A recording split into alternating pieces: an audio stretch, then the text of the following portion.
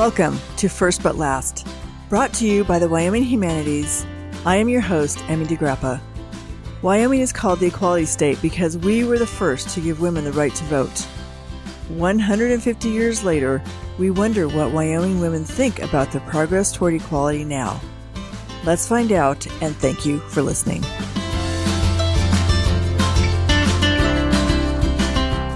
Today, we are talking to Kristin Wilkerson. She is a financial advisor in Sheridan, Wyoming. She's a former attorney and trust officer. In her business, she works with business professionals, nonprofits, and other organizations. But she is passionate about working with and advocating for women. Welcome, Kristin. Thank you, Emmy. I'm happy to be here today. Absolutely. I am so interested about where you grew up and what was your journey to Wyoming? Yeah, so I'm originally from Denver, Colorado, was born and raised, went to school in Denver. When I got time to go to college, I ended up going out to Nebraska for college. And then I decided to go to law school and made the decision to come to Wyoming for law school. And since then have been a Wyoming resident. After I got out of law school, I spent about 2 years at the Attorney General's office in Cheyenne before starting on my career in wealth management. And as you mentioned in the intro, I've been both a trust officer and financial advisor, and I've been in the industry for about 10 years. Wow. And so what does it mean when you're a former attorney? Does that mean you don't keep up your law practice or your credits or something? I still have my license. It's one of the things that I'm very proud of, that I actually went through the process, passed the bar, got my license, but I'm not actively practicing. So that's the big difference. When I say former, it means it's not something that I'm actively doing anymore. But I do still maintain my license just because for me, it's a point of pride, and I don't ever want to give that up. Oh, that's good. Well, I'm sure you worked really hard for it. And what do you find most intriguing, and what kept you in Wyoming? When you moved here and you got your law degree, what kept you here? Gosh, there's so many things. First off, I had a great experience in law school. University of Wyoming's law school is pretty small. It's about 225 students overall, so about 75 in each class. And I just had a great experience getting to know my fellow students, getting to know the professors, and really getting to know the community. And that was a big part of it. Even when I got my first job out of law school, was just the community in Wyoming. It's so different what you get to experience living in Cheyenne or Laramie, or even now that I live in Sheridan, just the community that you get versus a big city. And so that's what really drew me to Wyoming and caused me to stay. And where did you meet your husband? I actually met him when I was in law school. He was getting his master's in accounting at the University of Wyoming, and so we met through some mutual friends. And he's a Wyoming boy, so of course he loves Wyoming and wanted to stay as well. Okay, so where did he grow up? He actually grew up in Douglas. Okay, so that was another incentive to stay in Wyoming. But you're not very far from home because you grew up in Colorado.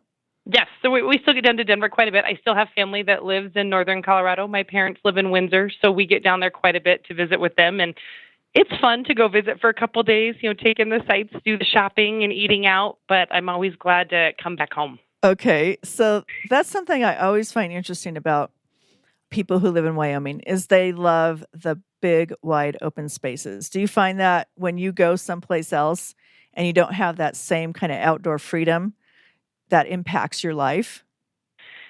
I do. It's funny. You get so used to this, especially not necessarily even the big, wide open spaces, but just I get used to taking 10 minutes to get to work, or you get used to just not having to deal with traffic all the time and people everywhere. If you want to get away, the mountains are 10 minutes away and it's just you. It's very different. So I'm amazed that when I go back to Colorado, how much it's grown and just the amount of people everywhere. A couple days is enough dealing with traffic, people, and noise. And it's always nice to come back home where it's quiet. I can get to work, or I can get to the grocery store in 10 or 15 minutes. And I'm really close to nature and getting up to the mountains, half an hour and you're up somewhere kind of isolated from everywhere else. I know. We are really spoiled here. So tell me, the other part I find so intriguing, especially because we are celebrating Wyoming is the first state to give women the right to vote. And you say that you're really passionate about working with and advocating for women. And how did that become a passion? And what exactly do you do to advocate for women? Yeah. So as I mentioned earlier, I started working in wealth management about 10 years ago. And through my experiences just doing financial planning and retirement planning for women or even for couples, it really became obvious to me that women have some unique challenges that they have to face when planning for retirement. As women, we as a whole tend to live longer than men. Um, Most of us enter and exit the workforce multiple times in our lives to care for loved ones, whether it be children or aging parents. And overall, we tend to make less money than men. So we have these unique challenges as we try to plan for retirement or even do estate planning. And once I started seeing the same issues kind of coming up over and over again, I really wanted to focus on working with women to educate them on our unique circumstances and how we plan for retirement, what that needs to look like. How do we recognize that we have these challenges and what do we do to overcome those? And so I really put a focus into educating women, working with them, just trying to educate and help women overall to kind of gain confidence and take control of their finances. Okay, so let's say you're working with a woman, she's a single woman, and you recognize that she is not getting paid as much as a man in her same field. How do you help her figure that out? How do you help her take the next step forward to, increase her pay? Well, surprisingly enough, this happens more often than you would think. I've done a lot of research into this because initially I was pretty skeptical that maybe there really was what we hear of in terms of a pay gap or a wage gap, but it really comes up quite a bit. And when I work with women and we discover that maybe they're making less than men in their respective fields, there's a couple things they can do. Number one is acknowledging that. And by acknowledging, I don't mean being comfortable with, but really just recognizing that how that impacts your need to save more. Start saving earlier, planning for retirement earlier, maybe planning to work longer just because you have less money coming into that. But then the second piece is really trying to advocate for yourself and get to that point where speaking up and asking for a raise. And how do we go about doing that? Well, it's really hard to do that on your own. And so I recommend that people get a support group or a networking group of women that they can confide in and trust. Actually, last year in Sheridan, there were a few of us that decided to start a women's group. And what this group is just women, professional women from throughout the Sheridan community. We try to get together once a month, and we focus on networking, education, support, overall just empowerment to help each other be our best. It's a good forum for women to come to talk to. Maybe if you're having one of these issues, as we talk as a group, what can you do about it? And really using the group as a sounding board for, to get that confidence, maybe to approach a boss about getting a pay raise. And how do you have that conversation? And that's really what we're there for, is to help each other and support each other. So I say that that's the biggest piece is if you know that's happening, finding a support group or finding a mentor to help you to figure out how best to advocate for yourself and how best to put your business case together. Well, now that's really true, having that support group, but isn't there like a social psychology around women because they do take time off? And so while men are climbing the corporate ladder and women take that time off, they don't get to re-enter at that same pay level, right? Or there's a huge piece to this, yes. And I recently wrote an article that kind of looked at some of these aspects. And one of the big things we see, especially when we talk about women in their 20s and 30s, is with something called a motherhood bias. And it's this idea that women don't get promoted as fast as their male counterparts or don't get raises as quickly as their male counterparts because of the idea that she's a mother and will be taking time off. But what's crazy is we actually see this in women who don't have children as well.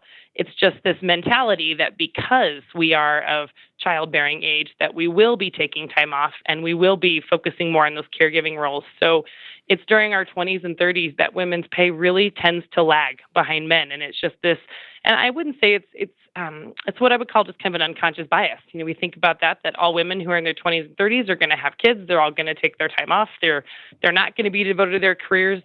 And what I find is that's not really true. As women, we're pretty impressive and we can do some pretty amazing things. And that includes figuring out if it's what we want, to really be wonderful mothers as well as hardworking, capable employees. Right. So, you have kids and you want to work as hard as everybody else does in the company. But, what happens with childcare? you have to stay home for a sick kid, you're a single mom. There's so many other things that kind of come into play.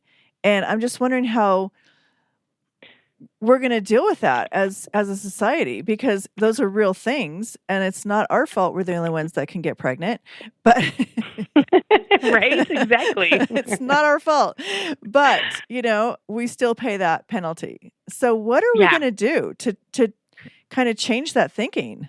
So I think it starts with the basic understanding of just this recognition that it's out there, that this bias exists. And then we need employers to step up and really focus on, are there ways to be more flexible in the workplace? With all the technology we have out there today, is it really necessary for everyone to be present in an office, 7 to 5, 8 to 6, whatever that time is? Are there opportunities where we can have some flexibility, where it's a couple days where you work from home or work remotely? The technology's there. So I think we just need to change our ideas around what traditional employment looks like to focus on this idea that, women are having these dual roles, and allow them to, spend time with their children, spend time at work, utilizing some of the technology that's available to us. Another piece that goes a step further is really talking about changes in laws. And really what that looks at is focusing more on disclosure and transparency in the workplace, really so that we can make sure that men and women are being equally compensated for equal work. So that was a big thing for me when and I actually did read your entire article that was written up in the Wyoming Lawyer about gender wage gap in Wyoming, fact or fiction. And one of the things how are people collecting this data? And, is it by law you have to disclose how much money that you're paying somebody versus someone else? Well, it's funny. It's actually the opposite. So in most places, it's illegal for you to share that information, or at least something that employers discourage. Really, there's a lot of there's not a whole lot of transparency around disclosure when it comes down to what people are making. And it's done through studies and surveys. So it's a lot of nonprofit organizations taking the time to step up and really look at some of these figures and asking people to, privately disclose their information. And then we take that data and they look at it and really compare, what are men getting paid in this area versus what women are getting paid in this area, and how do they compare? But, in terms of transparency, most businesses don't have that. In fact, I don't know if you've ever had a job where really they discourage you from discussing salaries, and it's not very clear, maybe even what salary ranges are. And then that again comes back to just changing how we look at, employment. And should employers have salary surveys done and disclose pay or pay ranges for all jobs so that it's better understood that if I'm in, X role, I should be making, between Y and Z. And that way you understand that you're comparable to maybe your peers, male and female, based on your experience and tenure in your job. But, that doesn't exist right now. Some companies do it voluntarily, but that's where the question becomes, do we need, laws to step in and say, okay, we need to have this transparency just so we can make sure that we're being fair and equal across the board. And so that leads me to another question, because it's not a law that they have to disclose. And so people have to do it voluntarily.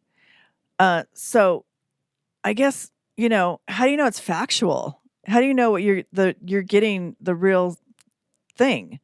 And so that you can understand real numbers. But if they don't have to, and especially if, I don't know, do you have any conversations with men about pay equality? So I think that's a twofold question. And the first piece I would come back to when we talk about, and your question is, how do we know that these numbers are accurate? And the way we know is because there's multiple different independent sources. So whether it's a survey that's done in Wyoming by, the Wyoming Women's Foundation in conjunction with the University of Wyoming, or whether it's AAUW, which is a national group doing a survey nationally, the numbers tend to be similar, which tells us even though we're pulling data from different pools and different numbers, that we see the similar results across, which kind of helps us to understand that, okay, this, the data that we're getting from these different studies is consistent across the board.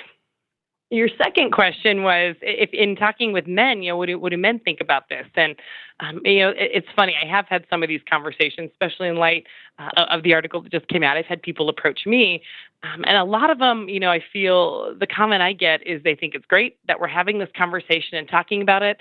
A lot of them can't believe it still exists.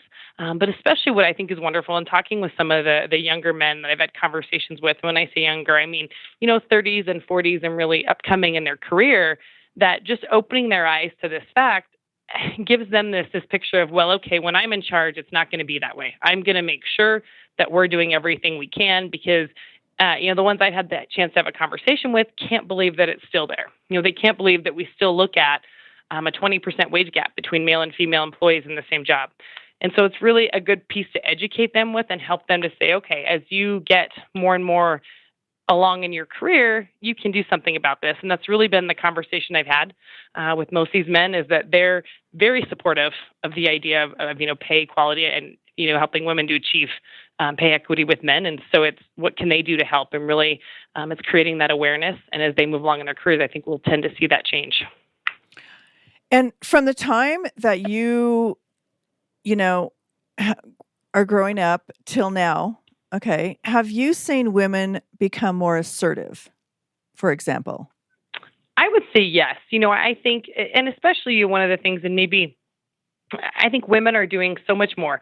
Women in the workplace has really been an evolving role. It really started with the Rosie the Riveter campaign back in the 40s, during World War II. And that was really the start of women in the workforce. And it's continued to evolve from there. But I do think we're seeing a lot more, especially in Wyoming, we see a lot of female-owned businesses, which I'm really excited to see. And I love that there's such an entrepreneurial spirit with women in Wyoming. So I think we are seeing improvement. We're still a long ways, though, from that equality. If you look at the numbers that come out in the most recent study, women still make about 78% of what men make in Wyoming. And nationally, they make about 80%. So we've still got a ways to go. And progress at this point seems to be slow. Right now, with the rate we're improving, I think the numbers say that we won't achieve pay equity for about 40 years. So I think there's a lot of great things happening, and we're seeing a lot of women be assertive and take that role, especially in Wyoming with the entrepreneurial spirit that we're seeing. But I do think there's a lot more that can be done. Do you ever advise women, especially women who are raising boys, of how they can, break that barrier and the attitude that women aren't equal? Oh, absolutely. I think that's one of the other steps that we can take as parents, mom or dad, really working with your sons, and not only sons, working with sons and daughters to really create this equality, helping girls to understand how they can advocate for themselves from a young age and helping them understand where they fit, and helping them to challenge, cultural norms. And then working with sons to help them understand, where we're at, where we want to be, and really helping them to be advocates for women and for equality as well. I think it's, a twofold role that both mom and dad need to be advancing this to both boys and girls. Yeah, absolutely. But I think sometimes, and I'm just speaking for myself, we accept a norm. And this goes back to the whole thing about behavioral psychology that we don't even recognize in ourselves. So we're accepting a norm that we shouldn't accept.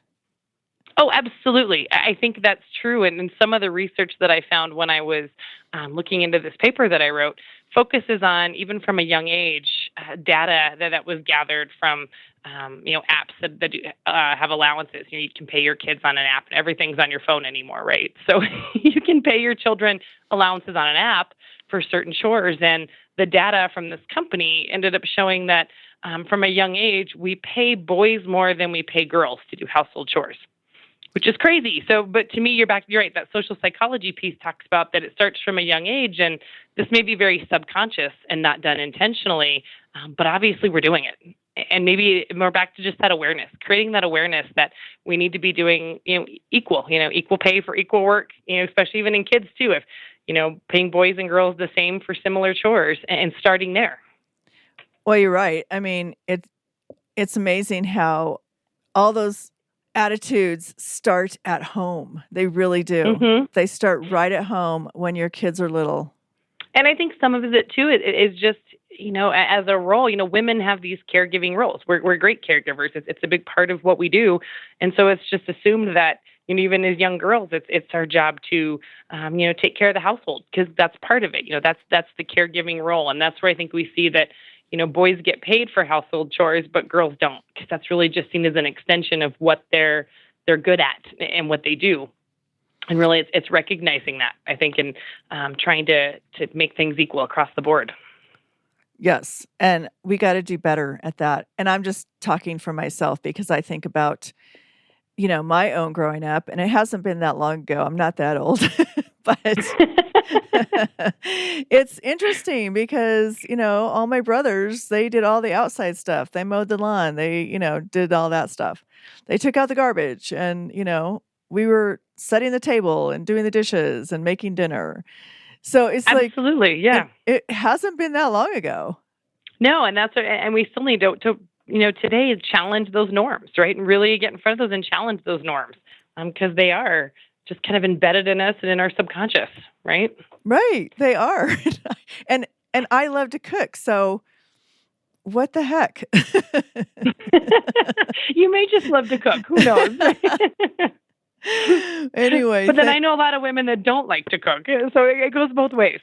Oh, yeah. I have a daughter that does not like to cook, so I get that. There you go. Yeah. No, she's equal in the kitchen with her husband, believe me. Wonderful. See, there you go. Well, thank you so much for talking with me. Yes, I appreciate it. Thank you for listening to First But Last, brought to you by the Wyoming Humanities. Please join us again next week as we continue our conversations with women from around the state. You can also find us at thinkwy.org, where we continue the conversation on our blog about the history, journey, and the challenges of Wyoming's intrepid women living in the equality state. And if you enjoyed this episode, please subscribe to the show and leave us a review on iTunes. Thank you for listening.